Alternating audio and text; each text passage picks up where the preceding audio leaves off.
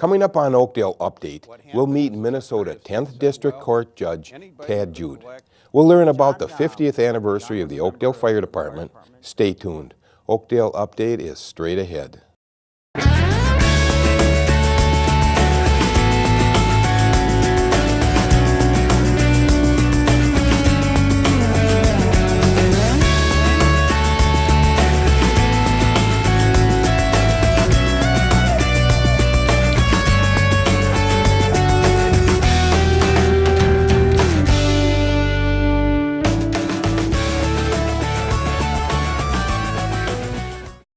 Hello, and welcome to Oakdale Update.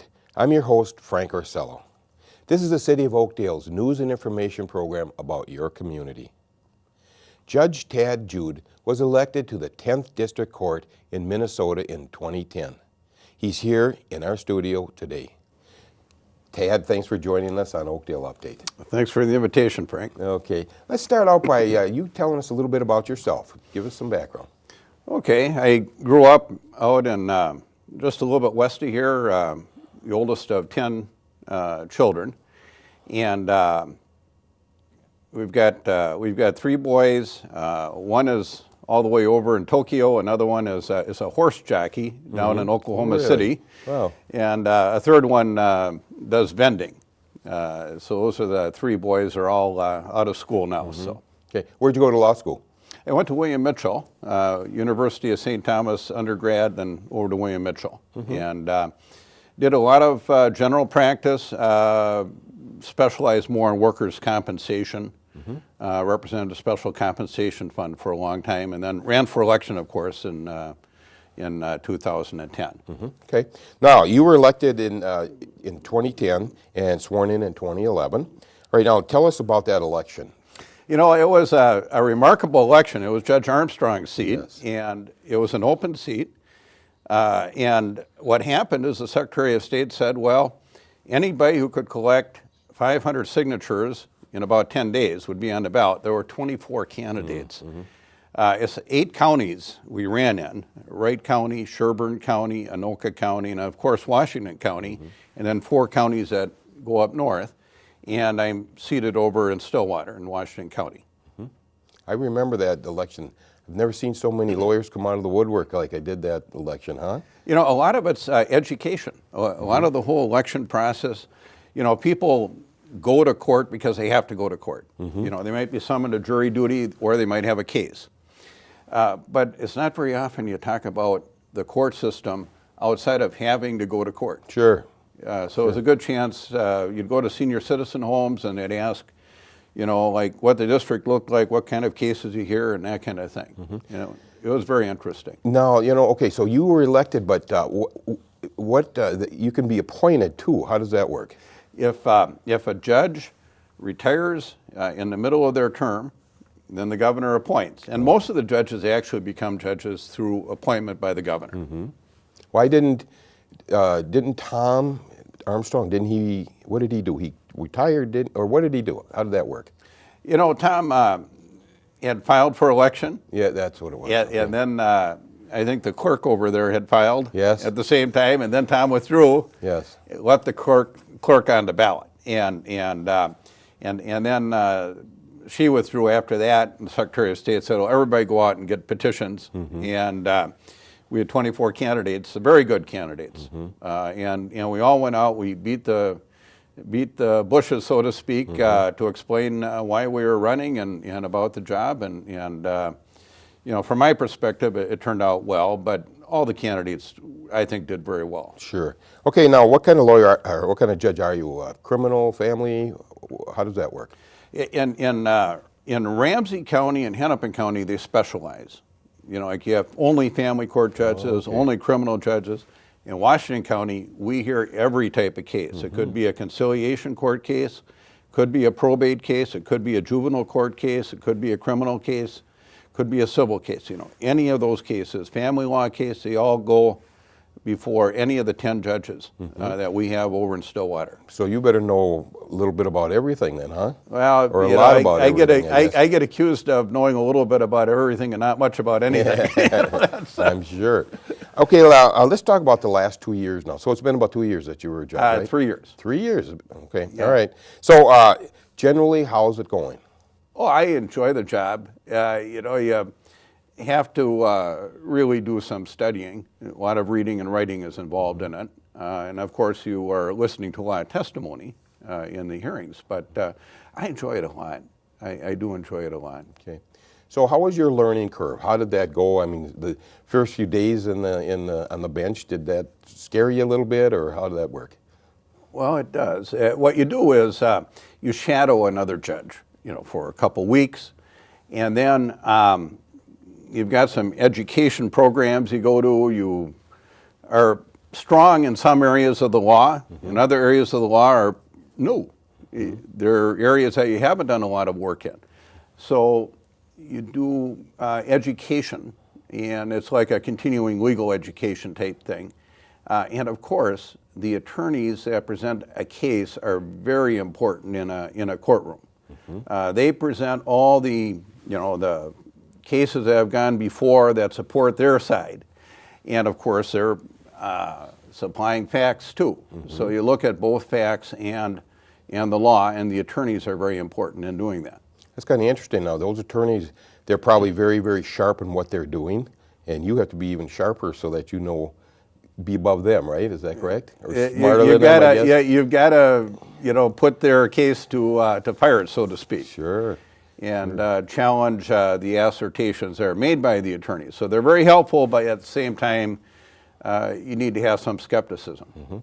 Okay, now let's look back on the last 3 years there. What are some of the more vexing cases that you've had? Some of them that have just boggled your mind a little bit. Give me a couple of examples. The particularly troublesome cases are family law cases. And a lot of that is because it's not only the legal issues.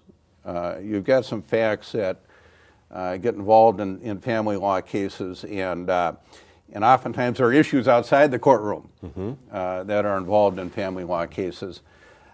So emotionally, those are very troublesome for the court, particularly if you're talking about parenting time, custody of children, and you try to shield young people as well as possible from conflict in family law cases. And you have criminal cases. Criminal cases generally have a fact pattern that will connote whether or not it's, you're guilty beyond a reasonable doubt. That's the highest standard we've got in the courtroom. And if a person is, of course, then justice is done.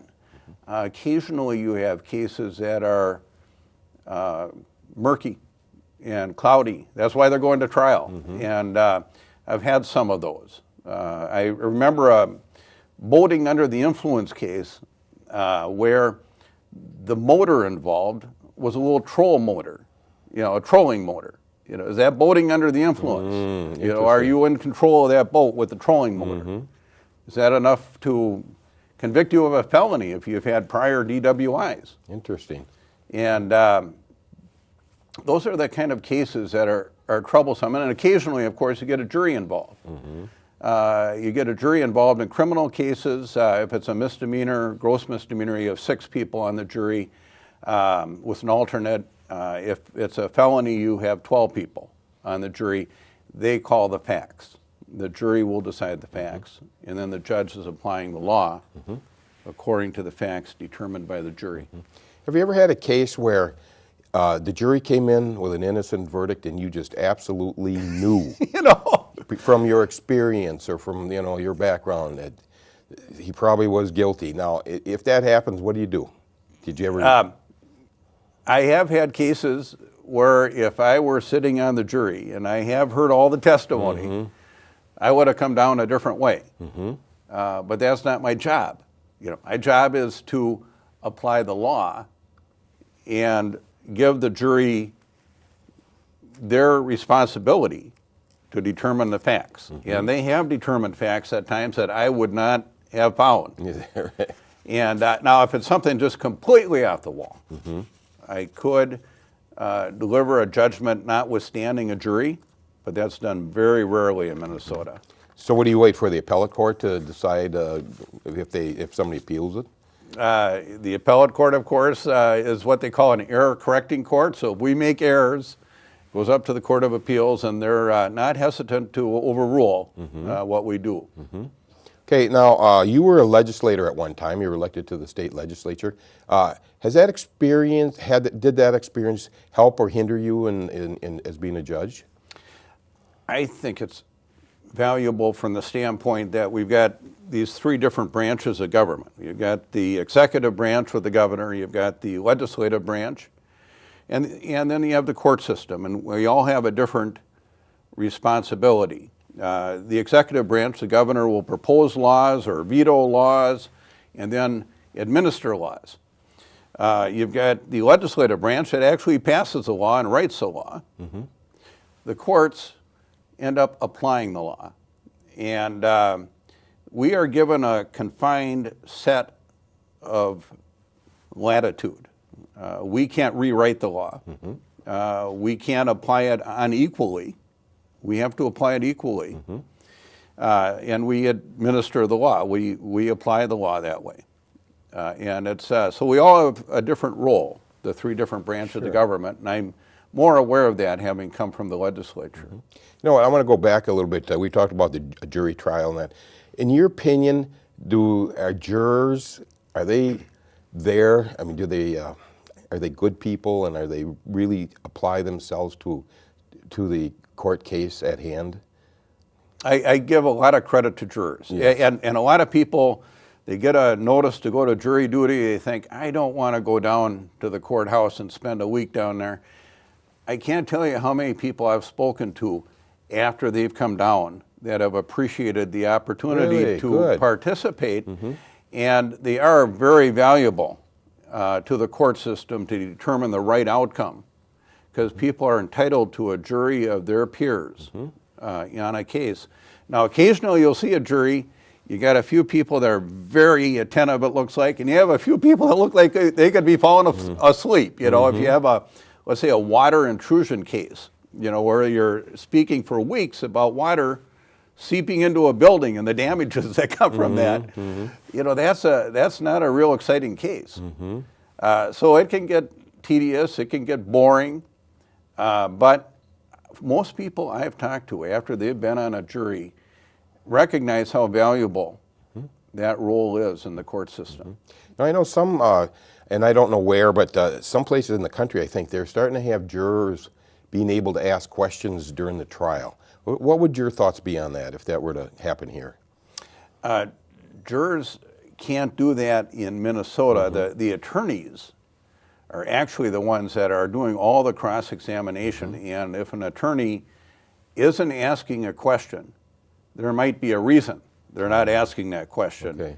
It may kind of come back in a negative way on their client or whatever. So I would not support that. However, the jury does ask questions of the judge.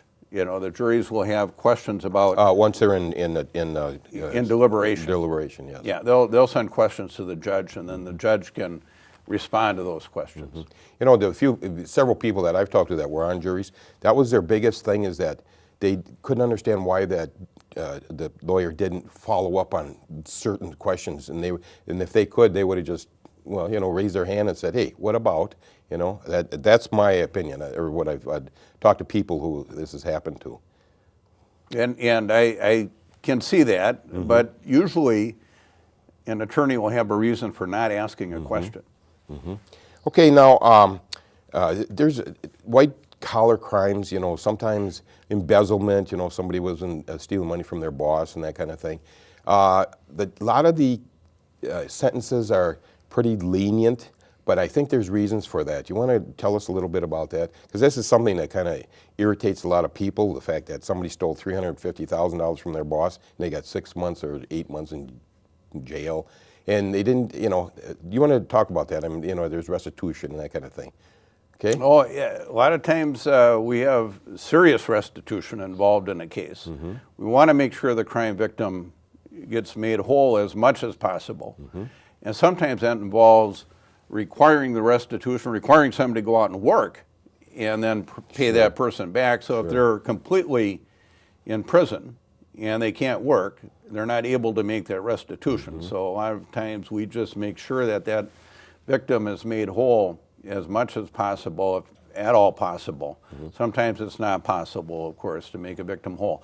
But we have sentencing guidelines that are a set of guidelines that we need to follow. And by following that, we try to make sure that we are impartial in applying the same law to you, whether you're, a white person or a minority person or a Hmong person or Hispanic, whatever it might be. We have the same guidelines. Sure. And if somebody is sentenced to home confinement, for example, and then has the ability to go out and work, we make sure people who are violent are in prison. Sure. And out of the population as much as possible. But if they're able to make restitution and make a victim whole, we want to put a high priority on that. Okay. Well, we're almost out of time here, but I just, now your next time around, are you going to be running? Are you going to be elected again, or? My term is up in 2016, and I intend to run again. You are going to run again. That's my intent. Now, God willing, and I'm in good health and everything, that's my intent. Yeah.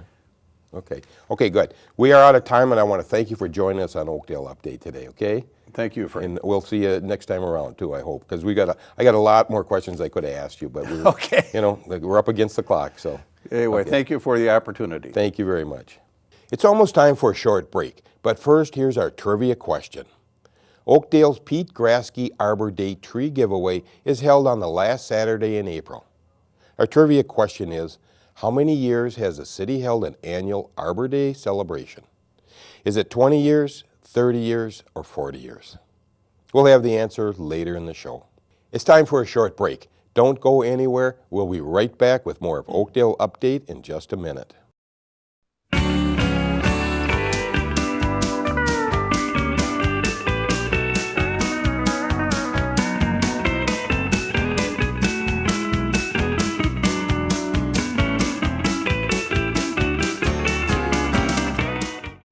Welcome back to Oakdale Update. The Oakdale Fire Department is celebrating their 50th anniversary this year. With me to talk more about this is Deputy Fire Chief Kevin Wold. Kevin, thanks for joining us on Oakdale Update. Thanks for having me, Frank. Okay, give us a little bit of your background. Tell us about yourself. Born and raised in the city of Oakdale. I joined the volunteer fire department when I was 21. Looking for something to do, give back to the community that I grew up in. Worked my way up through the ranks, from firefighter to captain to assistant chief. In 2003, I was hired by the city as the full-time deputy fire chief, in charge of operations and fire marshal duties and inspections, and things like that. How many people were hired at that time as full-timers?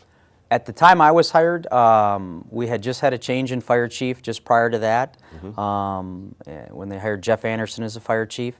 And then I took Jeff Anderson's position as deputy chief, and that became a full-time position with the city. So just and me Jeff at that worked time. his way up as a volunteer, Correct. and he worked his way up too, right? Yep, absolutely. Okay, let's talk about now. You're celebrating the 50 years of the Oakdale Volunteer Fire Department, and let's talk about its origin. How did the volunteer fire department start? Sure. How did it get started? Sure. Well, back in 1964, there was 12 charter members that started the fire department out of the garage of one of the members. It started out as the Northdale Township Fire Department, which protected the northern half of the city of Oakdale, or Northdale at the time.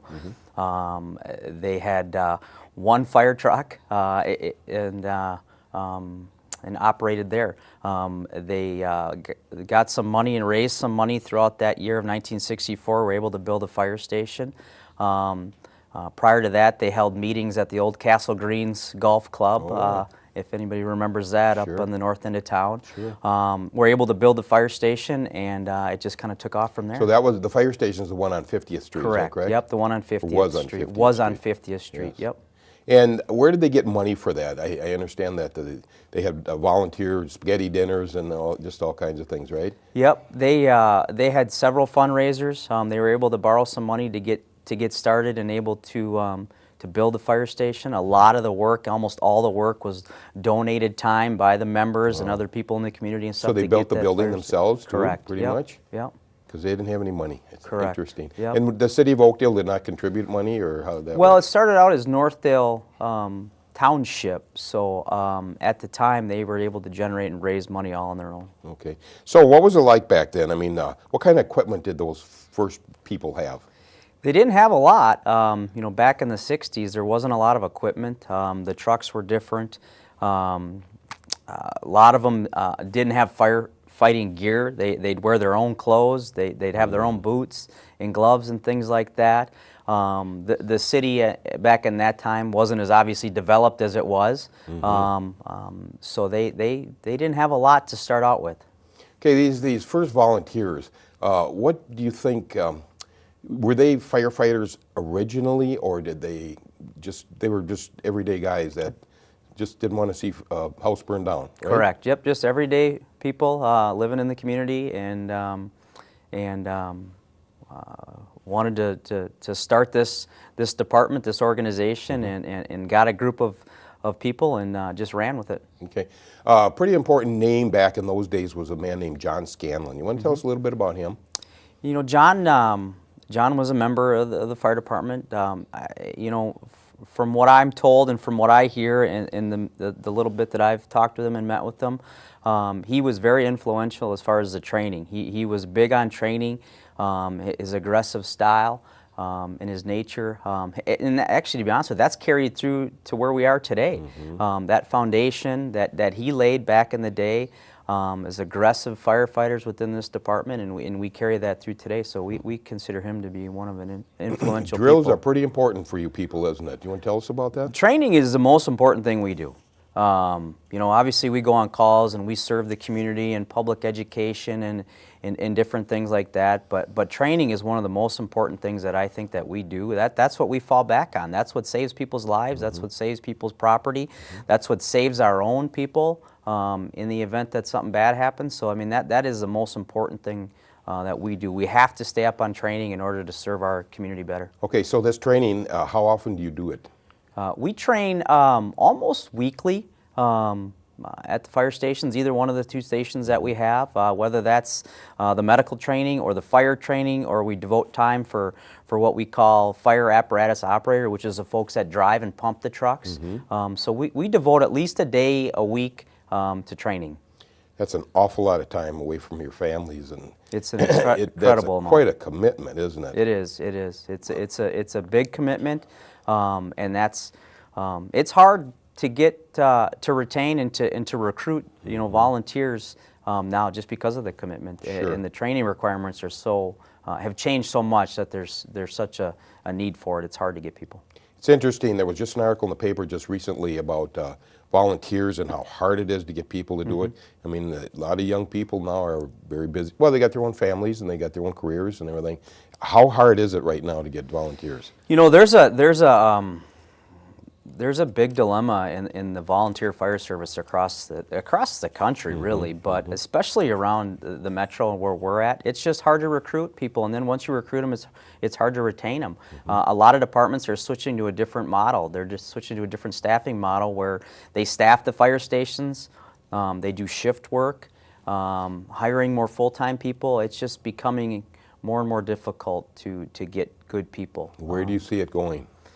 I see us, we try to keep and preserve that volunteer group, even though we're considered combination. We do have full-time staff and we do have volunteers because we think that that's important to the community.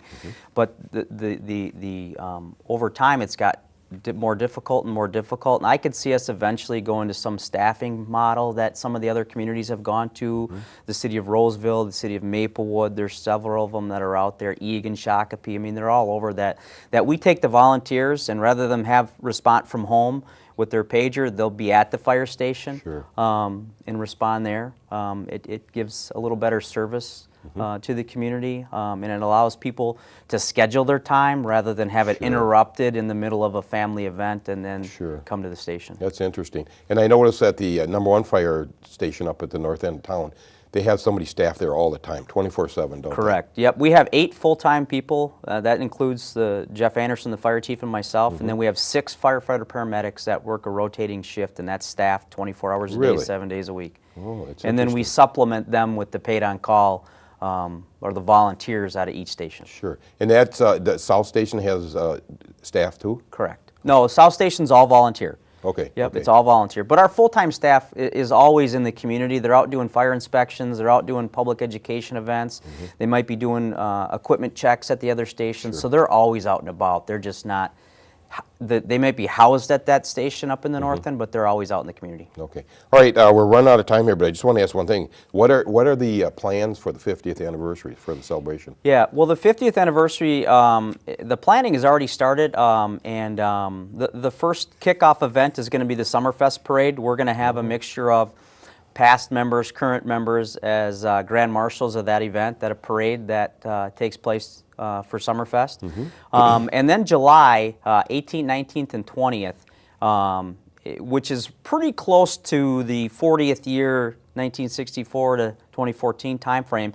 We've got a weekend series of events. From